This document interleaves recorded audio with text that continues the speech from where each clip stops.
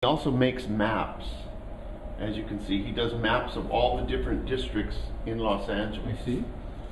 And his maps have been, Huell Hauser has talked about them on California's Gold. He's also well known in a lot of other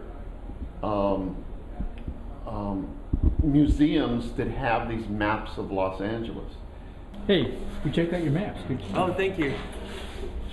And you are? Eric Brightwell. Cool, thanks. And here's an area of East LA that Eric drew. And it's kind of cool. So Eric, Yes. what possessed you to draw that?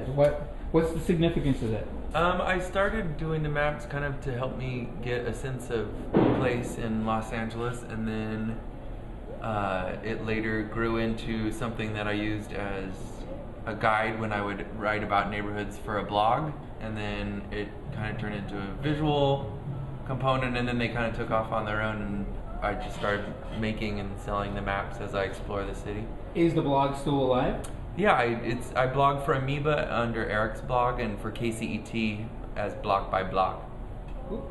Thanks. And as you can see, this is a map of the East LA area, and I grew up just west of Atlantic Boulevard off of Beverly, right about there. Mm-hmm. People probably, well, I've heard, City Terrace has signs now, and I've actually heard people say Belvedere.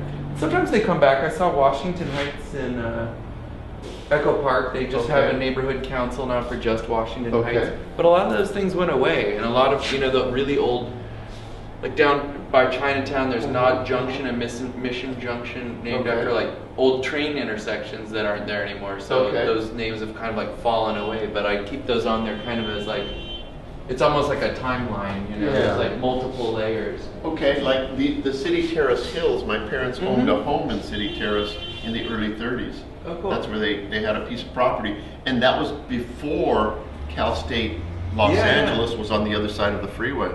Because Cal State Los Angeles was built, I believe, in the late 40s, early 50s. Yeah, okay.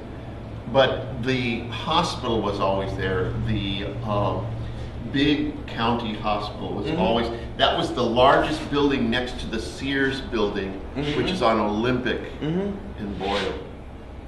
Well, these are very interesting maps. I like them.